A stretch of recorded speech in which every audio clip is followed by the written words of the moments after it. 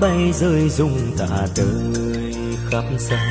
Dòng nhật ký viết thay bao nỗi niềm trao đến em. Thời gian không em với anh sao thật dài, vì bên cạnh anh đã vắng em trong đời.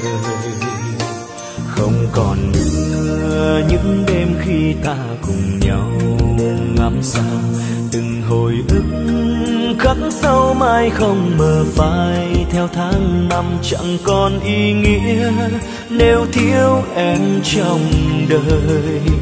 Lặng thầm trong đêm anh nhớ em vô cùng. Người ra đi nhớ thương theo anh cùng đi. Vì sao thế em hỡi cất bước quay lưng mà đi, để mình anh cô đơn riêng mang âm thầm lặng lẽ.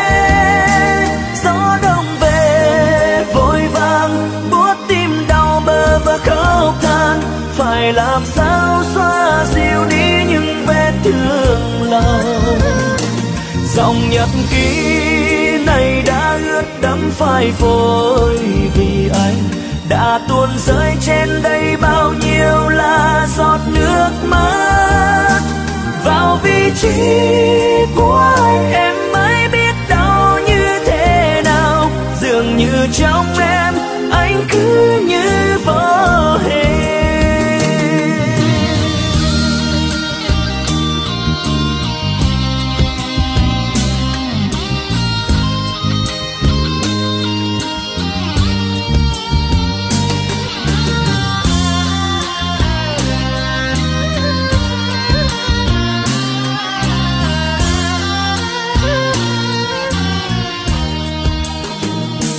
Không còn nữa những đêm khi ta cùng nhau ngắm sao, từng hồi ức khắc sâu mãi không mờ phai. Theo tháng năm chẳng còn ý nghĩa nếu thiếu em trong đời. Lặng thầm trong đêm anh nhớ thương em vô cùng. Người ra đi nhớ thương theo anh cùng đi. Vì sao thế em hỡi cất bước quay lưng mà đi, để mình anh cô đơn riêng mang âm thầm lặng lẽ. Gió đông về vội vàng buốt tim đau bờ và khóc than, phải làm sao xóa dịu đi những vết thương lòng. Dòng nhật ký này đã ướt đẫm phai phôi, vì anh đã tuôn rơi trên đây bao nhiêu là giọt nước mắt.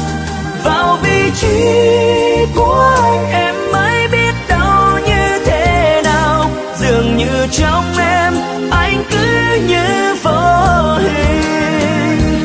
Vì sao thế em hỡi cất bước quay lưng mà đi, để mình anh cô đơn riêng mang âm thầm lặng lẽ. Gió đông về vội vàng buốt tim đau bờ và khóc than, phải làm sao xóa dịu đi những vết thương lòng. Dòng nhật ký này đã ướt đẫm phai phôi, vì anh đã tuôn rơi trên đây